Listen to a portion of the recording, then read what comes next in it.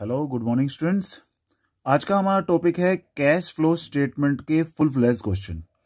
तो बेटा आज आप बहुत ध्यान से समझना, कैश फ्लो स्टेटमेंट का मैं तुम्हें फुल फ्लैश क्वेश्चन तुम्हें कराने जा रहा हूं आज। ठीक है, तो एक फुल फ्लैश क्वेश्चन मैंने लिया है पहले तुम्हारी बुक से। ठीक है, उसको बहुत ध्यान से समझिए। Following is the balance sheet of fine product limited as on 31 March 2019। Equity and liability, equity and liability दे रखा है, यहाँ पर कुछ एसेट्स गिवन है। इक्विटी एंड लायबिलिटी में शेयर होल्डर फंड, उसमें शेयर कैपिटल दे रखा है, पहले 3 लाख था, फिर 3,50,000 हो गया। ईयर हमारे कैसे दे रखे हैं, 18 to 19। Okay, reserve and surplus हमारा पहले 38 था, फिर 57 हो गया।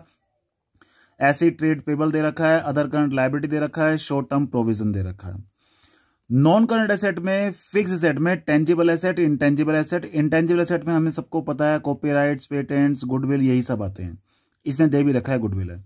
नॉन करंट इन्वेस्टमेंट भी हमारी नॉन करंट एसेट ही होता है, वो भी दे रखा है हमारा। करंट एसेट हमारा यहां पर गिवन है इन्वेंट्री, ट्रेड रिसीवेबल और कैश एंड कैश बैलेंस। तो यहां पर तुम्हारी करंट एसेट्स में इन्वेंट्रीज, ट्रेड रिसीवेबल और कैश एंड बैंक बैलेंस दे रखा है। ओके, कुछ नोट टू अकाउंट भी दे रखे हैं। ठीक है, नोट टू अकाउंट में बेटा क्या होता है, ऊपर जो डिटेल हम नहीं दे पाते वो नीचे दे देते हैं। जैसे रिजर्व एंड सरप्लस में ऊपर दे रखा था पहले 58 और 57, 38 और 57, तो इसके नीचे रिजर्व एंड सरप्लस में डिटेलिंग दे रखी है कि रिजर्व एंड सरप्लस में एक जनरल रिजर्व है, एक स्टेटमेंट ऑफ P&L है।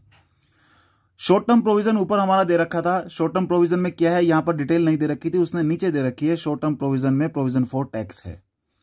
यहां पर टेंजिबल एसेट दे रखी है, ये नहीं दे रखा। टेंजिबल एसेट्स में कौन कौन सी एसेट है वो भी डिटेलिंग नीचे दे रखी है। टेंजिबल एसेट में लैंड, बिल्डिंग और प्लांट एंड मशीनरी है। एक बात ध्यान रखना बेटा, कभी भी हम कैश फ्लो स्टेटमेंट बनाएंगे तो जिस भी चीज का नोट टू अकाउंट दे रखा है तो वो नोट टू अकाउंट से देखेंगे, फिर ऊपर से नहीं देखेंगे। जैसे कि शॉर्ट टर्म प्रोविजन ऊपर दे रखा है तो हम यहां से नहीं देखेंगे, क्योंकि नोट टू अकाउंट है तो नोट टू अकाउंट से देखेंगे जब भी देखेंगे। हमारा यहां पर टेंजिबल एसेट दे रखी है ऊपर, पर ऊपर से नहीं देखेंगे क्योंकि नोट टू अकाउंट है, तो नीचे से ही देखेंगे जब भी इंफॉर्मेशन हम गैदर करेंगे। ओके, उसके बाद यहां पर प्रपोज डिविडेंड दे रखा है। प्रपोज डिविडेंड हमारा 2018 और 2019 का दे रखा है 39,000 और 45,000। देखो, प्रपोज डिविडेंड को आजकल हम कहां पर शो करते हैं, कॉन्टीजेंट लायबिलिटी में, यानी कि as a footnote show करते हैं।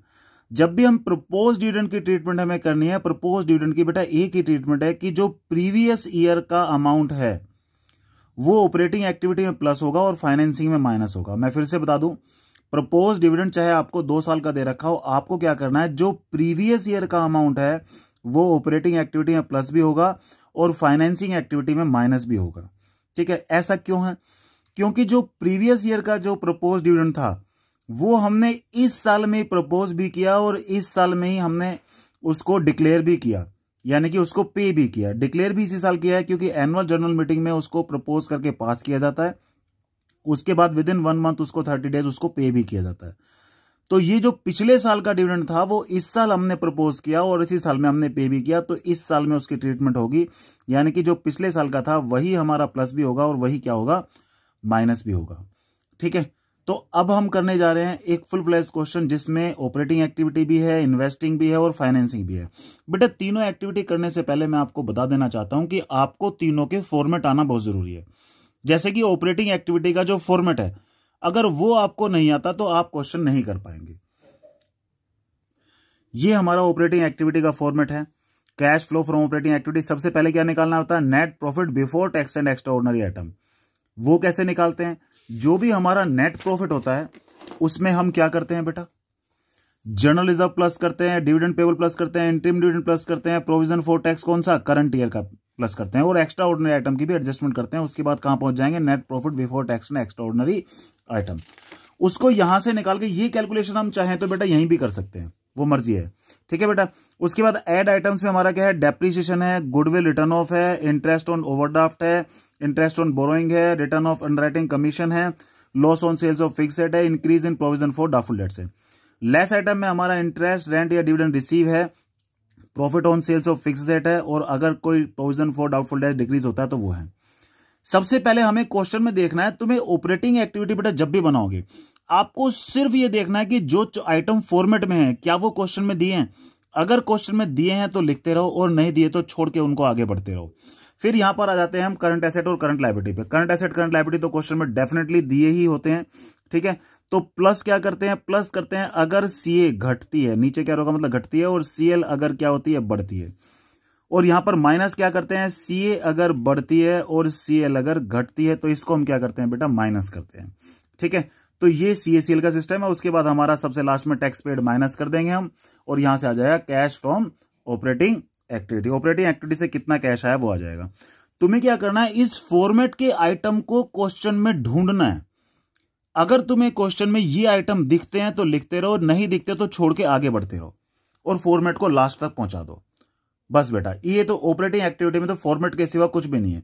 इन्वेस्टिंग एक्टिविटी में लास्ट क्लास में हमने कुछ अकाउंट बनाने सीखे थे, उन अकाउंट को आप फॉलो अप करेंगे। ओके, तो अब मैं तुम्हें ये क्वेश्चन करके दिखाता हूं जो अभी भी हमने डिस्कस किया था।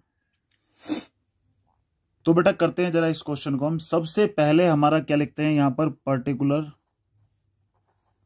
ये बना लिख दिया हमने, cash flow statement for the year ended 31 March 2019 दे रखा है हमारा। ये हमारा मेन अमाउंट है। डिटेलिंग हम यहां पर साइड में कर सकते हैं। ठीक है, सबसे पहले लिखते हैं बेटा स्टेटमेंट ऑफ P&L। क्या लिखते हैं यहां पर, net profit. Net profit question में ढूंढो। देखो फॉर्मेट को फॉलो करूंगा बेटा मसला में। अगर फॉर्मेट में जो आइटम मुझे मिलता रहेगा उसको मैं लिखता रहूंगा, जो नहीं मिलेगा उसको मैं छोड़ता रहूंगा। ओके, तो शुरू करते हैं। नेट प्रॉफिट हमारा नीचे नोट टू अकाउंट में दे रखा है, पहले था 18,000 अब हो गया 27,000। डिफरेंस लेते हैं हमेशा। क्या लेते हैं बेटा, डिफरेंस। तो नेट प्रॉफिट का जो डिफरेंस था हमारा वो आया कितना है हमारा, ये पहले 18 था फिर 27 हो गया, 9,000 का डिफरेंस था। डिटेल अंदर लिख के हम मेन फिगर बाहर लिखेंगे। उसके बाद इसका जो अगला आइटम था प्लस था। प्लस क्या है, provision for tax. Provision for tax कौन सा लेते हैं, हमेशा करंट ईयर का। 2 साल का प्रोविजन फॉर टैक्स दे रखा है, तो बेटा करंट ईयर का हमारा जो प्रोविजन फॉर टैक्स है वो है 32,000, तो हमने ये ले लिया 32,000। जर्नल रिजर्व का डिफरेंस लेते हैं हमेशा। ये फॉर्मेट में सारी बातें बेटा लिखवाई हुई है मैंने। जर्नल रिजर्व भी दे रखा है, पहले 20 था फिर 30 हो गया, 10,000 का हमारा क्या हो गया बेटा, ये इंक्रीज हो गया। तो क्वेश्चन नंबर हमारा जो कर रहे हैं हम 41 कर रहे हैं, ये 10,000 का हमारा ये क्या हो गया, इंक्रीज। प्रपोज डिविडेंड नीचे एडजस्टमेंट में दे रखा था, प्रपोज्ड डिविडेंड ये हमेशा लेना है प्रीवियस ईयर का, हमेशा। तो प्रीवियस ईयर का नीचे नोट टू अकाउंट में नीचे दे रखा है 39,000। इसके बाद एक्स्ट्रा ऑर्डिनरी आइटम कोई भी क्वेश्चन में नहीं दे रखा तो हमने छोड़ दिया, उसको टोटल किया तो ये हमारा बेटा आया 90,000 मेन आइटम। यहां पर हम कहां पहुंच गए, ये पहुंच गए हम net profit before tax and extra ordinary item. EOI का मतलब एक्स्ट्रा ऑर्डिनरी आइटम। फिर इसमें एडजस्टमेंट करनी है फॉर किसकी, non cash and non operating items. Babu plus item में देखो सबसे पहले लिखते हैं डेप्रिसिएशन जब मैंने पूरे क्वेश्चन में ढूंढा तो कहीं नहीं मिला, छोड़ दिया। लॉस ऑन सेल पूरे क्वेश्चन में कहीं नहीं था, प्लस आइटम था, छोड़ दिया। गुडविल रिटर्न ऑफ पूरे क्वेश्चन में दे रखी है गुडविल नीचे नोट टू अकाउंट में हमने देखा था, वहां तो कहीं नहीं मिला। ऊपर से देख लेंगे, इंटेंजिबल एसेट के साथ में गुडविल लिखी हुई है। इंटेंजिबल एसेट पहले 50,000 की थी, अब हो गई 40,000 की, तो ये 10,000 रुपए आया हमारा, क्या है, गुडविल रिटर्न ऑफ। इसको हम अंदर लिख लेते हैं क्योंकि और कोई आइटम नहीं है, तो यही हमने बाहर भी लिख दिया। प्लस आइटम का कोई भी और आइटम क्वेश्चन में नहीं दे रखा, हमने सारे आइटम ढूंढे, कुछ नहीं मिला। माइनस आइटम में इंटरेस्ट रिसीव, रेंट रिसीव या डिविडेंड रिसीव आता है, वो भी नहीं दे रखा पूरे क्वेश्चन में।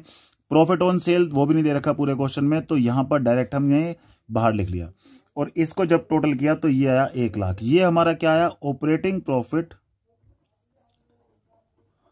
Before working capital changed. उसके बाद हमें एडजस्टमेंट करनी है, adjustment for working capital. Working capital की एडजस्टमेंट कैसे करते हैं, आगे बढ़ते हैं हम जरा क्वेश्चन में। आगे क्या है, एडजस्टमेंट फॉर वर्किंग कैपिटल। क्या करते हैं बेटा, ये अगर करंट एसेट घटती है और करंट लायबिलिटी अगर बढ़ती है तो हम क्या करते हैं, प्लस, और माइनस क्या करते हैं, इसका उल्टा। तो वो भी देख लेते हैं, नेक्स्ट पेज पे करेंगे क्योंकि यहां तो जगह बची नहीं है। तो देखते हैं जरा, सबसे पहले करंट लायबिलिटी सबसे पहले दे रखी थी लायबिलिटी साइड में, उसी को देख लेते हैं। ट्रेड पेबल बेटा हमारा पहले कितने का था, 35,000 का, बाद में हो गया 53,000, बढ़ रही है। ठीक है। करंट लायबिलिटी बढ़ेगी तो जैसे कि मैंने बताया प्लस करते हैं, तो ट्रेड पेबल बढ़ रहा है, कितने से बढ़ रहा है ट्रेड पेबल? ट्रेड पेबल बेटा बढ़ रहा है कितने से? हमारा 18,000 से। उसके बाद अदर करंट लायबिलिटी दे रखी है, अदर करंट लायबिलिटी हमारी घट रही है। करंट लायबिलिटी बढ़ेगी तो प्लस होती है, घटेगी तो क्या होगा? माइनस करनी पड़ेगी। ठीक है बेटा, तो इसी के आगे हम इसको कंटिन्यू कर लेते हैं। ठीक है, यहां पर अगर हमारी माइनस करेंगे, अगर सीए करंट एसेट हमारी बढ़ेगी और करंट लायबिलिटी अगर हमारी घटेगी, तो अदर करंट लायबिलिटी ये हमारी 2,000 रुपए से घट गई थी। करंट लायबिलिटी घटती है, नीचे कह रहा मतलब घटती है, तो माइनस में लिखना है। आगे बढ़ते हैं जरा क्वेश्चन में। शॉर्ट टर्म प्रोविजन में प्रोविजन फॉर टैक्स था। प्रोविजन फॉर टैक्स की ट्रीटमेंट बेटा अलग है। प्रोविजन फॉर टैक्स क्या करते हैं, यहां पर तो इसको प्लस करते हैं और फिर इसी के बिल्कुल एंड में माइनस करते हैं। जब ऑपरेटिंग एक्टिविटी का एंड आता है तो इसको क्या करते हैं बेटा, हमेशा माइनस करते हैं। आगे बढ़ते हैं जरा क्वेश्चन में हम। आगे शॉर्ट टर्म प्रोविजन हमने कर लिया, अब हमारे आते हैं करंट एसेट पे। करंट एसेट पे एक तो इन्वेंट्री दे रखी है, एक ट्रेड रिसीवेबल दे रखा है। इन्वेंट्री हमारी घट रही है, इन्वेंट्री घटेगी। करंट एसेट अगर घटती है, जैसे कि मैंने यहां पर लिखी दिया है, करंट एसेट अगर घटेगी, नीचे कह रहा का मतलब घटेगी, और करंट लायबिलिटी बढ़ेगी तो प्लस में लिखना, और इसका उल्टा माइनस होगा। तो हमारा यहां पर क्या है, ये इन्वेंट्री। इन्वेंट्री भी हमारी कितने से घट रही है? 18,000 से घट रही है। उसके बाद दे रखा है ट्रेड रिसीवेबल। ट्रेड रिसीवेबल बढ़ रहा है, करंट एसेट बढ़ेगी, घटेगी तो प्लस में है, तो बढ़ेगी तो क्या होगा? माइनस में होगा। तो उसको हम कहां लिख देते हैं, यहां पर माइनस आइटम लिखे थे हमने, ट्रेड रिसीवेबल। और ये हमारा कितना है? 33,000। ये दोनों माइनस में है, यानी कि इसका टोटल आया 35,000, और यहां का जो टोटल था प्लस करके जो टोटल आया बेटा, वो कितना है हमारा? प्लस करके टोटल हमारा ये 36,000 आ गया। तो ये प्लस करने के बाद आया 1,36,000, और उसमें से 35,000 हमने माइनस कर दिया क्योंकि ये माइनस का था हमारा। तो माइनस करने के बाद हमारा ये कितना आया है बेटा, इसको भी देख लेते हैं, 1,01,000। ये आ गया हमारा कैश फ्रॉम ऑपरेटिंग एक्टिविटी। इसमें से माइनस करते हैं टैक्स। कौन सा? प्रीवियस ईयर का। प्रीवियस ईयर का टैक्स हमारा कितना था बेटा? 28,000 रुपए था। और यहां से जो फाइनल आंसर आ गया हमारा, पहली एक्टिविटी का आंसर आ गया, वो क्या आ गया? Net cash from operating activity. ये हमारा 73,000 पॉजिटिव में आ गया। ये हमारा पहला आंसर आ गया। आगे इसी को आगे कंटिन्यू करते हुए अब आगे बढ़ते हैं। अगला हमारा है इन्वेस्टिंग एक्टिविटी को शुरू करना है अब इसी के आगे।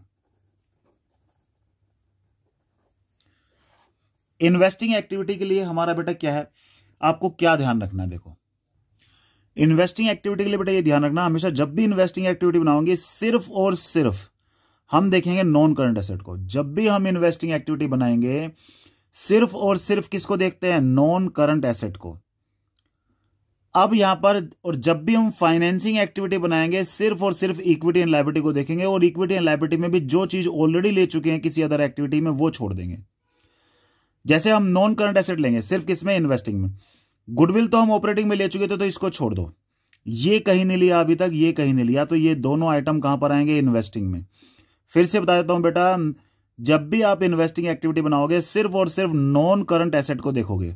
अगर कोई ऐसा आइटम है जो ऑपरेटिंग में ले चुके हो पहले ही तो उसको छोड़ देंगे, जैसे गुडविल रिटर्न ऑफ ऑपरेटिंग में ले चुके थे तो इसको छोड़ दिया। बाकी जो दो आइटम बचे ये हमारे कहां जाएंगे? इन्वेस्टिंग एक्टिविटी में।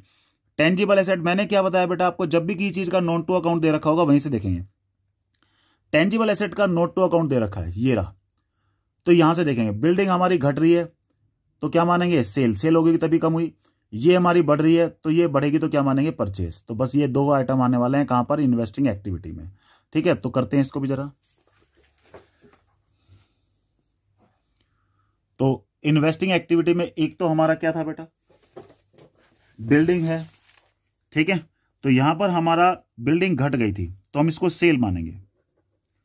Sales of land and building.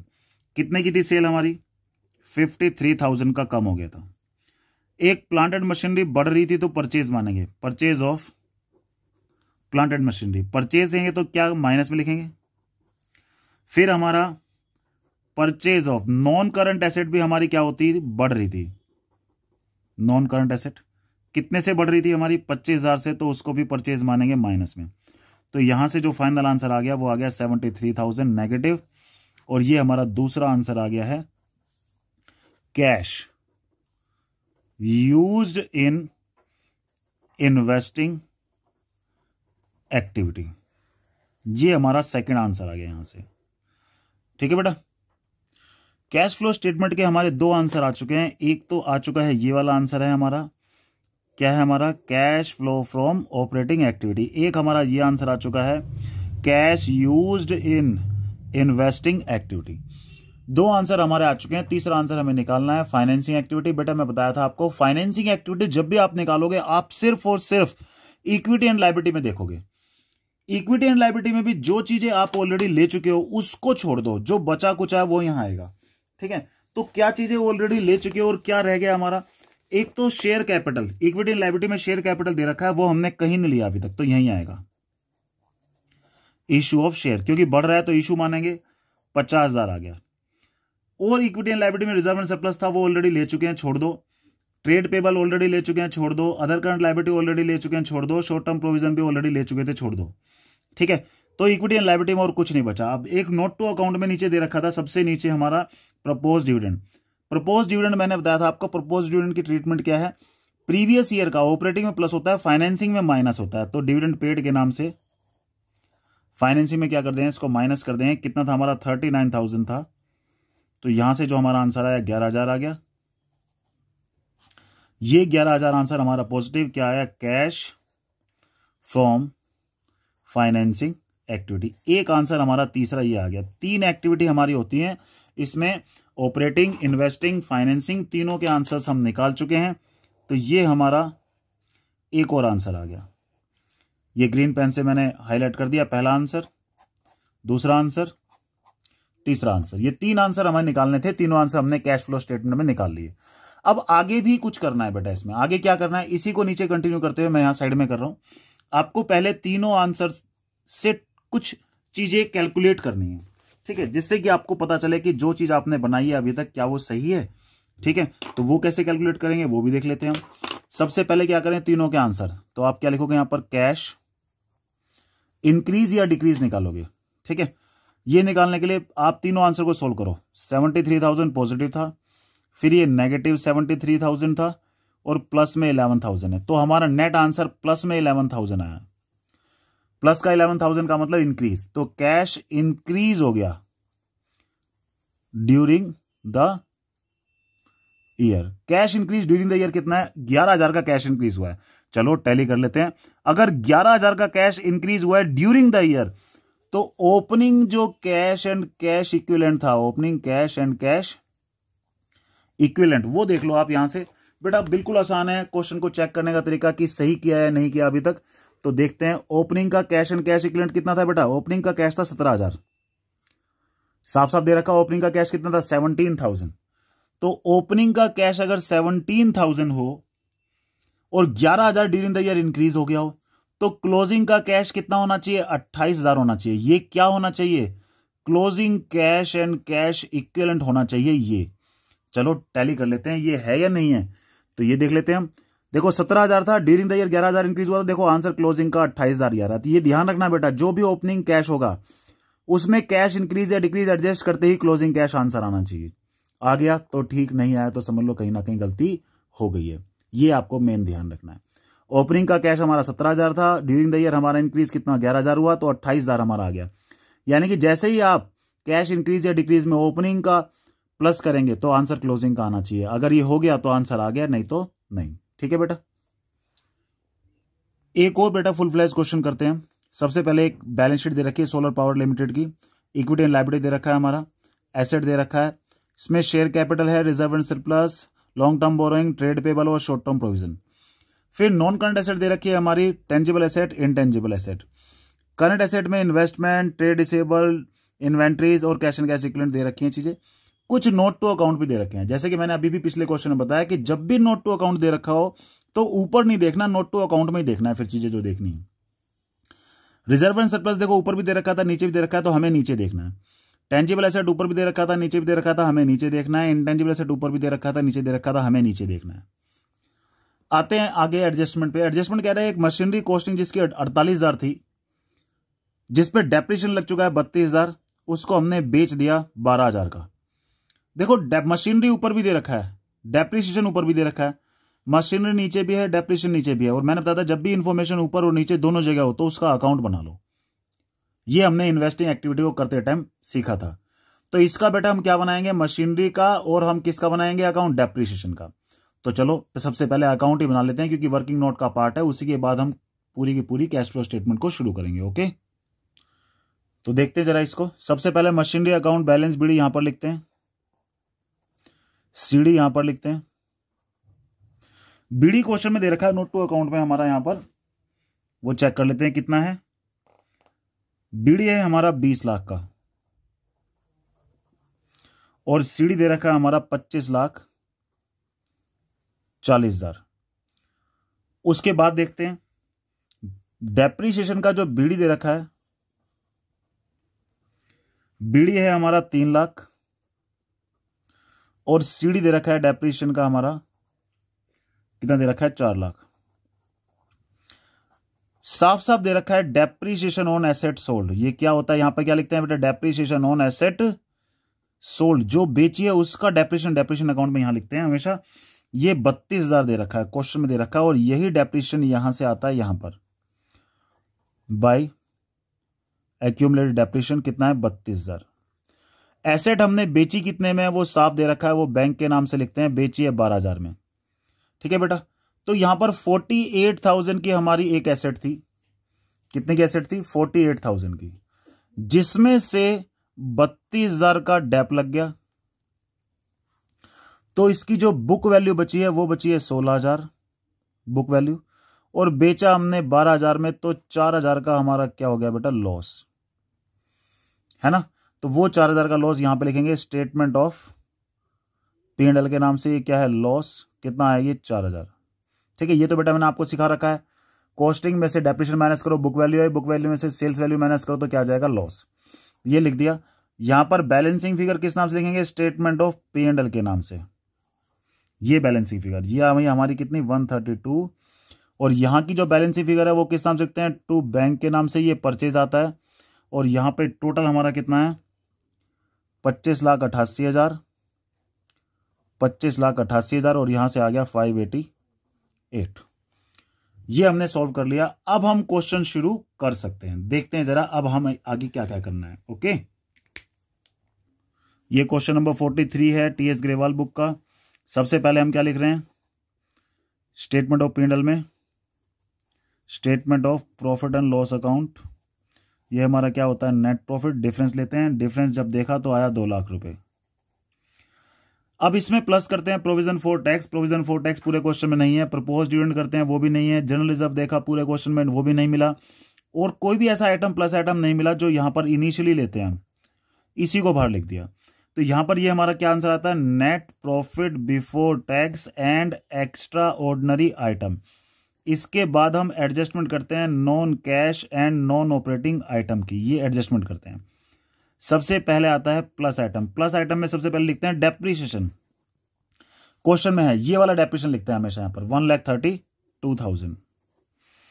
इसके बाद हमारा loss on sale.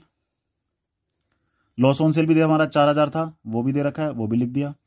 Goodwill return of, goodwill भी रिटर्न ऑफ हो रही है, कम होगी तो रिटर्न ऑफ बोलते हैं बेटा उसको। रिटर्न ऑफ कितनी है, 1,44,000 की गुडविल रिटर्न ऑफ है, वो भी लिख दी। और कोई भी आइटम प्लस आइटम नहीं है। इसी में माइनस आइटम थे, rent receive, interest receive, dividend receive या प्रॉफिट ऑन सेल, वो भी नहीं है, छोड़ दो। इसको टोटल किया, बाहर लिखा, तो ये हमारा प्लस में था, ऊपर के साथ टोटल कर लिया तो 4,80,000 प्लस में आ गया। ये क्या आया हमारा, ऑपरेटिंग प्रॉफिट आया। ऑपरेटिंग प्रॉफिट ये कैसे है, बिफोर वर्किंग कैपिटल चेंज। इसके बाद इसमें एडजस्टमेंट करते हैं फॉर वर्किंग कैपिटल। इसमें प्लस करते हैं अगर CA करंट एसेट घटती है एंड करंट लायबिलिटी अगर बढ़ती है। ठीक है बेटा, ये करंट एसेट घटती है और करंट लायबिलिटी अगर बढ़ती है। अब देखो सारी करंट एसेट करंट लायबिलिटी को देखना है, सिर्फ 1-2 करंट एसेट करंट लायबिलिटी को छोड़ना है। क्यों छोड़ना है उसका रीजन भी मैं अभी तुम्हें बताता हूं। ओके, जब भी बेटा आप करंट एसेट करंट लायबिलिटी के सिस्टम को कर रहे हो तो करंट एसेट में कैश एंड कैश इक्विवेलेंट को और करंट इन्वेस्टमेंट को नहीं देना, क्योंकि ये दोनों कैश एंड कैश इक्विवेलेंट के ही बराबर हैं। ठीक है बेटा, तो जब भी हम करंट एसेट करंट लायबिलिटी को प्लस माइनस वहां पे करते हैं तो हमें ये दो आइटम नहीं लेने, क्योंकि इनकी ट्रीटमेंट क्वेश्चन के लास्ट में अलग से होती है। प्रोविजन फॉर टैक्स या प्रपोज डिविडेंड को करंट लायबिलिटी नहीं मानना। क्यों नहीं मानना? क्योंकि इनकी ट्रीटमेंट भी क्वेश्चन में डिफरेंट है। ठीक है बेटा, प्रोविजन फॉर टैक्स क्या होता है? जो ओपनिंग का होता है वो ऑपरेटिंग में प्लस होता है, और जो क्लोजिंग का होता है, सॉरी, जो हमारा करंट ईयर का है वो हमारा क्या पर होगा?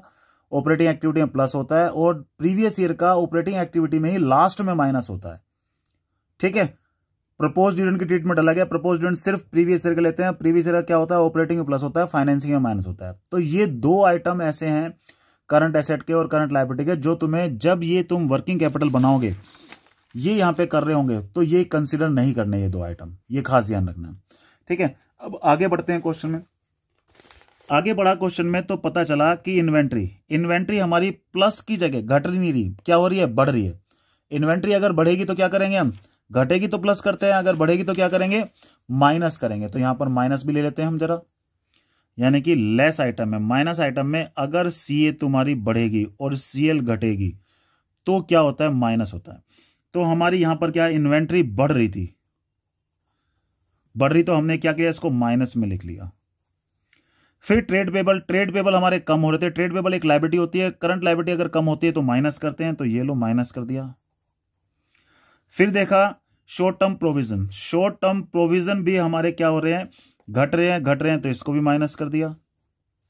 उसके बाद ट्रेड रिसीवेबल क्या होता है? करंट एसेट हमारी बढ़ रही थी, तो इसको फिर से माइनस किया। इत्तेफाक से सारे आइटम माइनस में आ गए। टोटल किया तो 174 आया, ऊपर के साथ एडजस्टमेंट की तो आया 3,06,000। तो ये आया cash from operating activity.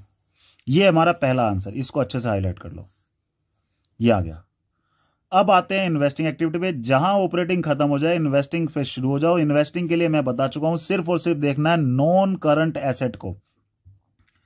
Non current asset में एक टेंजिबल था, एक इंटेंजिबल था। टेंजिबल था हमारा जिसमें थी मशीनरी का हमने क्या बना रखा है? अकाउंट। तो अकाउंट से ही देख लो परचेज और सेल को। तो हमारा क्या है? सेल्स ऑफ मशीनरी कितनी है? 12,000 है। और परचेज ऑफ मशीनरी भी अकाउंट से ही देख लिया हमने।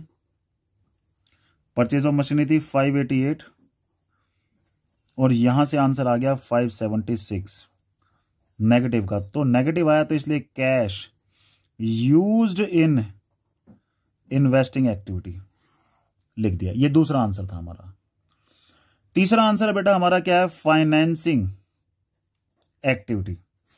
फाइनेंसिंग एक्टिविटी में हमारा, मैंने क्या बताया, सिर्फ और सिर्फ आपको देखना है लायबिलिटी में, और लायबिलिटी में भी जो चीजें अभी तक ले चुके हैं उन सबको छोड़ दो, जो बचा कुचा है सब यहीं आएगा। तो देख लेते हैं ऐसी कौन कौन सी चीजें हैं जो हम ले चुके हैं और कौन कौन सी चीजें हैं बच गई हैं। फाइनेंसिंग पे आए तो सबसे पहले शेयर कैपिटल दिखाई दे रहा है। तो शेयर कैपिटल में हमारा बढ़ रहा है, तो हमारा अभी तक कहीं नहीं लिया। इशू ऑफ शेयर्स, 2 लाख रुपए से शेयर बढ़ रहे थे, हमने यहां पर लिख दिया है। ओके, आगे बढ़ते हैं। रिजर्व एंड सरप्लस दे रखा है। रिजर्व एंड सरप्लस तो ऑलरेडी ले चुके थे, ऑपरेटिंग में छोड़ दो। लॉन्ग टर्म बोरोइंग अभी तक कहीं नहीं लिया है, बढ़ रहा है तो यहीं आएगा। लोन टेकन, कितने का लोन लिया है वो भी देख लेते हैं हम। लोन पहले था हमारा 340 का, अब हो गया 480 का। तो हमारा कितना बढ़ गया? ये 140 बढ़ गया, ये लिख दिया। ट्रेड पेबल ले चुके हैं, शॉर्ट टर्म प्रोविजन ले चुके हैं, और बाकी कोई भी आइटम ऐसा नहीं बचा इक्विटी एंड लायबिलिटी में जो रह रहा हो। यही दो रहते थे, लिख दिया। तो 3,40,000 है, इसके अलावा कोई भी आइटम नहीं है, प्लस में है। तो ये हमारा आंसर आ गया कैश फ्रॉम फाइनेंसिंग एक्टिविटी। ये हमारा तीसरा आंसर है। 3 आंसर लेके जब ये तीनों आंसर आ जाए, एक फेयर वर्क और भी है बेटा आपका, चेक करना कि आंसर सही है या गलत। और ये चेक करना ही नहीं है, सिर्फ ये फेयर वर्क है। तीनों आंसर को सोल्व करो। पहला आंसर था 3,06,000, दूसरा आंसर माइनस में था 5,76,000, और तीसरा आंसर है 3,40,000। ये हमने लिख दिया यहां पर। अब यहां से क्या आया? 3 और 3 6 लाख तो पॉजिटिव है और 5 लाख समथिंग नेगेटिव है, तो ये इंक्रीज आएगा। Cash increase during the year. जो भी यहां पर आएगा उसमें प्लस करेंगे opening cash and cash equivalent and opening current investment. ठीक है, क्योंकि मैंने बताया ओपनिंग करंट इन्वेस्टमेंट भी हमारा कैश इक्विवेलेंट का ही पार्ट है। ठीक है, तो यहां से आंसर आना क्या चाहिए, हमारा क्लोजिंग कैश आना चाहिए आंसर, क्लोजिंग कैश। ठीक है, एंड क्लोजिंग करंट इन्वेस्टमेंट का टोटल जो होगा वही आना चाहिए। ठीक है, तो देख लेते हैं इसको भी जरा टैली करके एक बार। इसको बेटा हमने सोल्व किया तो ये आया हमारा 70,000। अब इसमें ओपनिंग कैश और opening current asset current investment plus करेंगे। ओपनिंग कैश दे हमारा कितना दे रखा है, 7,50,000 का दे रखा है, और ओपनिंग करंट इन्वेस्टमेंट हमारी दे रखी है बेटा 3 लाख की। तो यहां से ये हमारा कितना है, 10,50,000 है, और यहां से जो आंसर इन दोनों को टोटल किया तो ये हमारा कितना आया, 11,20,000 आना चाहिए। चलो देख लेते हैं 11,20,000 आ रहा है क्या। ओपनिंग क्लोजिंग कैश था हमारा कितना, 640, और क्लोजिंग करंट इन्वेस्टमेंट हमारी कितनी है, 480। टोटल करते हैं तो बिल्कुल एग्जैक्ट वही आता है जो यहां के टोटल से आ रहा है। यहां के टोटल से और यहां के टोटल से क्या आ रहा है, बराबर। ये देखना, ओपनिंग जो भी हमारा यहां पर कैश इंक्रीज होगा उसमें ओपनिंग कैश, अगर सिर्फ ओपनिंग कैश ही दे रखा है तो ओपनिंग कैश ऐड करते ही आंसर आएगा क्लोजिंग कैश। अगर आपको करंट इन्वेस्टमेंट भी दे रखी है तो ओपनिंग कैश और ओपनिंग करंट इन्वेस्टमेंट दोनों ऐड करनी है, और जो आंसर आएगा वो सम अप आएगा किसका, क्लोजिंग कैश और करंट क्लोजिंग करंट इन्वेस्टमेंट का। ठीक है बेटा, आज आपको ये 2 क्वेश्चन अच्छे से समझने हैं। ये 2 क्वेश्चन समझ में आ गए तो अभी मैं तुम्हें 2-3 क्वेश्चन और कराऊंगा, ये पूरा चैप्टर तुम्हें ढंग से समझ में आ जाएगा। ओके बेटा, हैव ए गुड डे।